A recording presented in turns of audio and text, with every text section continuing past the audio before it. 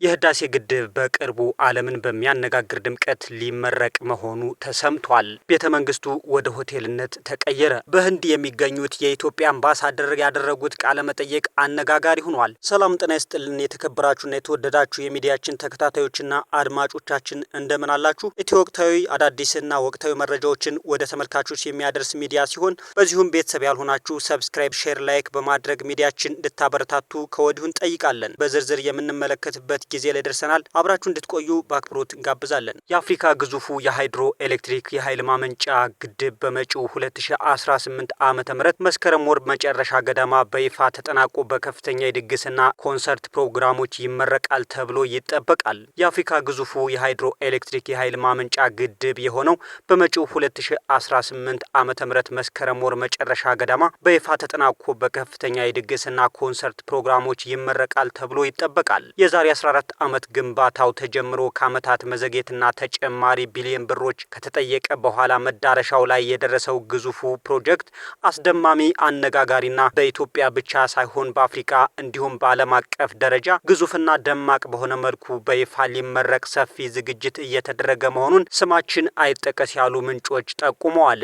ዓለምን በሚያነጋግር ድምቀት እንዲከበር አቅጣጫ ተቀምጧል ነው የተባለው። ግድቡ ግዙፍነቱን ከኢትዮጵያ አልፎ የአፍሪካ ትንሣኤን ማሳየቱንና የአንድነት መገለጫነቱን በሚያሳይ መልኩ ይመረቃል ያሉ አንድ የመንግስት ኃላፊ ዝግጅቱ በአብዛኛው በጠቅላይ ሚኒስትር ቢሮ በኩል እንደተያዘ ተነግሯል። ኃላፊው አክለውም ወጪው በርካታ ሚሊዮን ብሮችን ሊፈጅ እንደሚችልም ጠቁመዋል። የተገኘው መረጃ እንደሚጠቁመው ከሆነም ፕሮግራሙ ላይ ከዓለም ዙሪያ የተውጣጡ ጋዜጠኞች ይጋበዛሉ። ከተለያዩ የሙያ ዘርፍ የመጡ ታዋቂ ሰዎችና የሀገራት መሪዎች ይታደሙበታል። እንዲሁም ዝነኛ የዓለማችን አቀንቃኝ ተገኝተው ስራቸውን ያቀርባሉ ተብሎ ይጠበቃል።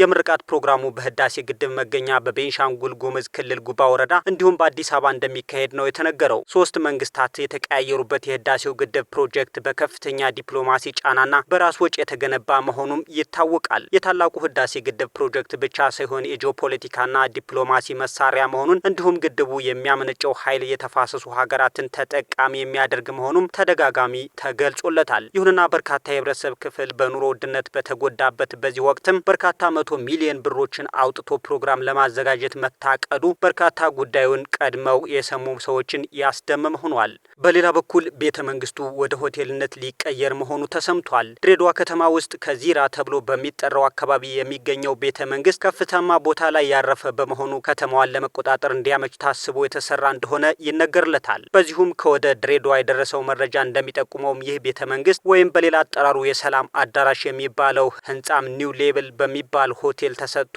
ወደ ሆቴልነት እንዲቀየር ተወስኗል ነው የተባለው። ውሳኔውም በጠቅላይ ሚኒስትር ዶክተር አብይ አህመድ ድሬዳዋን የዛሬ ወር ገደማ ከጎበኙ በኋላ በእርሳቸው ትዕዛዝ የመጣ መሆኑም ታውቋል። በቤተ መንግስቱ ውስጥ የሚገኙ ቁሳዊ ንብረቶች ዳዊት አረጋውያን ለተባለ አረጋውያን ለሚንከባከብ ተቋም እንደተሰጠና ቅርስ የሚባሉት ደግሞ በአንድ ክፍል ተሰብስቦ ተቀምጠው እንደሚገኙም ነው የተነገረው። ሚዲያችን በዚህ ዙሪያ ባደረገው ተጨማሪ ማጣራት ቅርሶቹ ተሰብስበው አዲስ አበባ ወዳሉ ሙዚየሞች ተልከው ቋሚ መቀመጫቸው እዛው አዲስ አበባ እንደሚሆንም ታውቋል። በቤተ መንግስቱ ውስጥ ለሚሰሩ ሰራተኞች ቀነ ገደብ ተሰጥቷቸው ከስራ እንዲለቁ እየተደረጉ ይገኛል ነው የተባለው። ይህም የሆነው ባለፈው ወር ጠቅላይ ሚኒስትር ዶክተር አብይ አህመድ ቤተ መንግስቱ ጎብኝተው ከተመለሱ በኋላ ነው ያሉ የከተማው የመረጃ ምንጮችም ለኒው ሌብል ሆቴል በምን አግባብ ወይም ጨረታ እንደተሰጠ እንደማያውቁም ነው የተናገሩት። ቤተ መንግስቱ በአረቦች የቤት አሰራር ዲዛይን የአጼ ኃይለ ስላሴን አባት በሆኑት በራስ መኮንን እንደተሰራ ይነገርለታል። ሆኖም ይህ ቤተ መንግስት በአጼ ኃይለ ስላሴ ዘመነ መንግስትም በ1955 ዓመተ ምህረት ወደ ላይ አንድ የከፍታ ጭማሪና የግንብ አጥር እንደተገነባ መረጃዎች ይጠቁማሉ። በ1960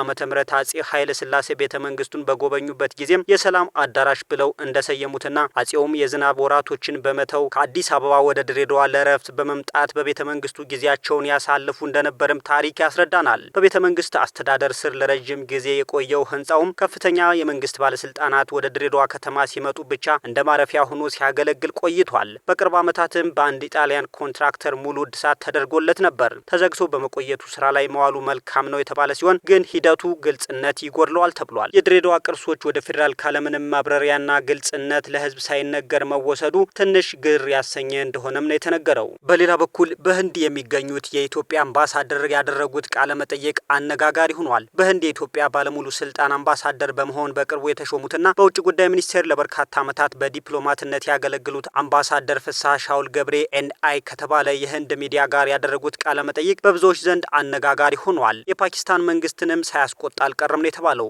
አምባሳደሩ ከአንድ ቀን በፊት በዚህ ቃለ መጠይቅ ላይ በቅርቡ በህንድና ፓኪስታን መካከል ተከስቶ በፍጥነት የበረደውንና የ26 ሰዎችን ህይወት የቀጠፈውን ግጭት በተመለከተም አስተያየት ሲሰጡ ፓኪስታንን ግጭቱ ተጠያቂ አድርገው ተናግረው ነበር። አምባሳደሩ ግጭቱን በተመለከተ በገለጹበት ቪዲዮአቸው ላይ አምባሳደሩ በግልጽና ፓኪስታን ለግጭቱ መነሳት ሲከሱ ይታያል ነው የተባለው።